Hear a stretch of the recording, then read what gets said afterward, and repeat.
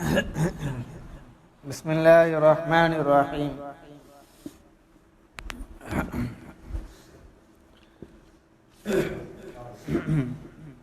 بشریت اور نبوت کا باہمی تعلق۔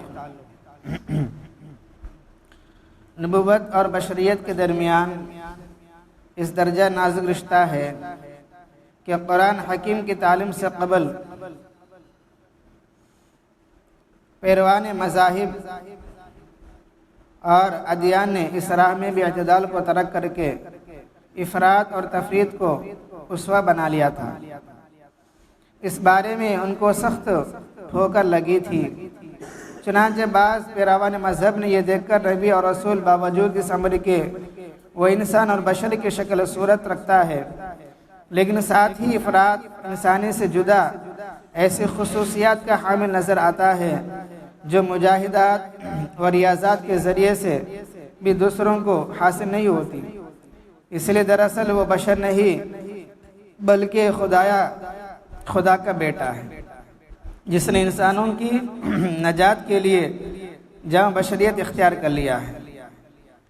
اس کے برعکس دوسری جماعت نے یہ کہا کہ نبوت و رسالت کوئی منصب نہیں ہے کہ خدا کی جانب سے عطیہ مناسب کی طرح دیا جاتا ہو، بلکہ اخلاق کریمانہ صفات حمیدہ کا وہ اعلیٰ درجہ ہے جو ہر ایک انسان اپنی روحانی جد و جہد سے حاصل کر سکتا ہے، اور کہتے ہیں اگرچہ عطا و بخشش ہر شے کے لیے اسی کی جانب خدا کی جانب سے ہے، لیکن کسی شے کا بطور منصب عطا ہونے کی حدود میں محدود رہنا اور روحانی جد و جہد سے ہر شخص کے حامل کرنے کے لیے اس کا دروازہ کھلا رہنا، ان دونوں باتوں کے درمیان جو فرق ہے، ہمارا خیال ایک نبوت بھی اور درجات روحانیت ہی کی طرح ہے، عطا منصب کی شکل میں خاص امتیاز نہیں رکھتی۔ خلاصہ کلام کیا ہے تو ایک تو عام انسان ہے، بشر ہے، انسان کو بشر بولتے ہیں۔ ایک تو عام انسان ہے، دوسرا کیا ہے، نبی ہے۔ تو پہلے وہ انسان ہوتا ہے، اس کے بعد وہ نبی ہوتا ہے، اور نبی انسانوں میں چھوتے، فرشتوں میں ہوتے نہیں ہیں۔ کوئی بھی فرشتہ نبی بن کر آ کر لوگوں کو دعوت نہیں دیتا، کیونکہ انسانوں کو دعوت دینا ہے۔ اب اگر فرشتہ کو اللہ پاک نبی بنا کر بھیجیں گے اور وہ فرشتہ نبی بن کر لوگوں کو اللہ کی طرف بلائیں گے تو لوگ یہ کہیں گے بھئی ہم تو انسان ہے، تو فرشتہ ہے، ہم تیرے جیسا کہاں کر سکتے، چل ایسا چل، ہم تیری بات نہیں مانیں گے۔ کا کوئی انکار کر سکتے ہیں، انکار کریں گے بھی، ہے نا؟ تجھے نہ خواہشات ہے، نہ دنیا کی محبت ہے، نہ بیوی نہ بچے، تجھے کیا بھی نہیں، تو اللہ کو یاد کر لے گا، ہمیں کیسے یاد کریں گے؟ ہمیں بیوی بچے ہے، پالنا ہے، محنت مزدوری کرنا ہے، سب کچھ کرنا، بیمار ہو جائیں گے، سب کچھ ہو جائیں گے، ہم سے نہیں ہوتا، جیسے ہم گزارتے ویسے گزاریں گے، چل بول کے سب ٹھکرا دیں گے۔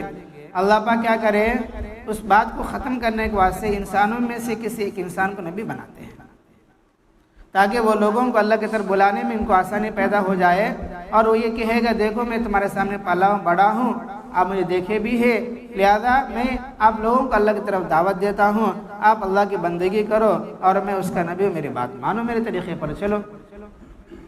اب کچھ لوگ جو ہے اس بات کو قبول کر لیے، اسلام میں داخل ہو جاتے تھے، اور کچھ لوگ کیا ہے، تو غریب آدمی ہے اور ہم تو بڑے مالدار ہے، اگر نبوت ملنا ہے تو ہمارے خاندان میں سے ملنا ہے، ہمارے کو ملنا تھا، تجھے کہیں کہ ملا، تو بڑا بننے کے واسطے جو ہے ایسا کوشش کرے بول کے اس کو ٹھکراتے تھے، بات نہیں مانتے تھے، اس طرح وہ کافر ہی رہتے تھے۔ اور اللہ پاک پھر دوبارہ کیا کرے، جو کافر ہے، نہیں مانتا ہے، اللہ اس کو ذلیل کر دیے، اس کو ناکام کر دیے۔ تو لیکن بعض لوگ کیا ہے، آدمی جب نبی بنتا ہے، نبی بننے کے بعد افراط کا تو زیادہ کرنا، غلو کرنا جس کو بولتے ہیں، تو بعض قوم والوں نے اتنا جو ہے افراط کر دیا، اتنا نبی کو مقام کو بڑھا دیا، اور یہ کہا بھئی یہ انسان نہیں ہے بلکہ یہ اللہ تعالیٰ کا بیٹا ہے، کیونکہ وہ ایسے کام کرتا ہے جو عام انسان نہیں کر سکتا، لہذا یہ پیغمبر بھی نہیں، یہ پیغمبر سے آگے بڑھا ہوا ہے، یہ اللہ کا بیٹا ہے۔ جیسے حضرت عیسیٰ علیہ السلام کے بارے میں آپ کو معلوم ہے، وہ جو ہے نابینا کو ایسا ہاتھ پھیرتے تو وہ بینا ہو جاتا تھا، کوئی لنگڑا للا آتا ہے اس کے جسم پر ہاتھ پھیرتے تو وہ صحیح سالم ہو جاتا تھا، کوئی برس والا بیماری آدمی آتا ہے جس کو بلی بولتے ہیں، جس سفید مچھے بولتے ہیں، ایسے کوئی بیمار آدمی آتا ہے تو اس کے جسم پر ہاتھ پھیرتے تو وہ اس کی بیماری ختم ہو جاتی تھی۔ ایسا ہی کہ مردے کو زندہ کرتے تھے، اور ایسے ہی مٹی سے، گارا مٹی سے وہ پرندہ بناتے تھے اور اس میں پھونک مارتے تھے، وہ اللہ کے حکم سے زندہ بھی ہوتا تھا، اڑتا بھی تھا۔ جب لوگوں نے یہ دیکھ لیا تو بعض لوگوں نے یہ عقیدہ جما لیا کہ یہ انسان نہیں ہے، یہ بشر نہیں ہے، یہ بشر سے بھی آگے ہے، یہ اللہ کا بیٹا ہے، ایسا کیونکہ ایسا کوئی دوسرا نہیں کر سکتا۔ تو اس طرح بعض لوگوں نے نبی کا مقام کو اتنا اونچا کر دیا کہ غلو میں بہت زیادہ غلو کر دیے، اور وہ سب کے سب عقیدے ان کے خراب ہو گئے۔ ایک طرف تو غلو کر لیے، لیکن بعض لوگوں نے کہا کہ بھئی نبوت کا مقام کوئی ایسا خاص مقام نہیں ہے، بلکہ ہر آدمی بھی وہ مقام تک پہنچ سکتا ہے۔ ذرا مجاہدے محنت کر لو، خواہشات کو دبا لو، اور جو ہے اپنے آپ کو سدھار لو تو تمہیں خود نبی بن جائیں گے۔ کچھ لوگ گرا دیے نبی کے مقام کو، کچھ لوگوں نے نبی کے مقام کو بڑھا دیا، کچھ لوگ نبی کے مقام کو گھٹا دیا۔ اس کو تفرید بولتے ہیں، افراد تفرید۔ افراد کا تو غلو، تفرید کا تو بالکل گھٹا دینا ہے، کم کر دینا ہے۔ لیکن قرآن کی کیا فیصلہ ہے، سنیے بھائی۔ قرآن حکیم نے اس افراد و تفرید کو ختم کرنے کے لیے نبوت و رسالت کی حقیقت کو بہت عمدہ طریقوں سے آشکار کیا ہے، بنایا ہے، جس کا خلاصہ کیا ہے؟ جس کا حاصل یہ ہے خدا تعالیٰ نے انسانوں کی رہنمائی کے لیے جو مختلف درجات ہدایت کا سلسلہ قائم کیا ہے، اس کا اعلیٰ درجہ ہدایت وحی کا ہے۔ کیا ہے اعلیٰ درجہ؟ کیا ہے؟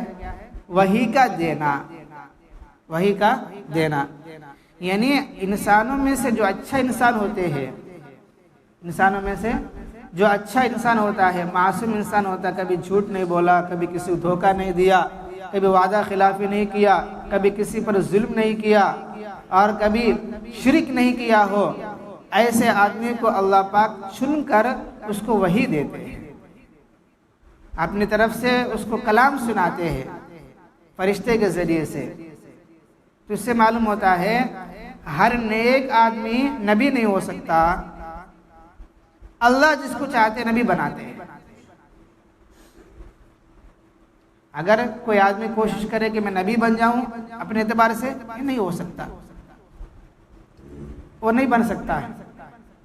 ہاں اتنا تو ہے کہ اللہ پاک نیک لوگوں میں سے نبی بناتے ہیں، لیکن جو چاہتا نا اللہ اس کو نہیں بنائیں گے۔ سمجھ میں آ رہی ہے؟ ہاں یہ مطلب ہے اس کا۔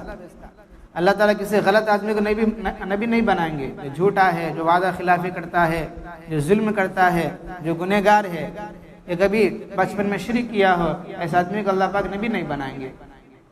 صرف اللہ پاک نیک لوگوں کو ہی نبی بنائیں گے۔ لیکن کون تو میں محنت مجاہدے کے ذریعے سے وہ مقام تک پہنچ جاؤں گا، مجھے بھی وہی آئے گی، ایسے کوئی محنت کرتا ہے تو جو ہے اس کو نبوت نہیں ملتی ہے، وہی نازل نہیں ہوتی ہے۔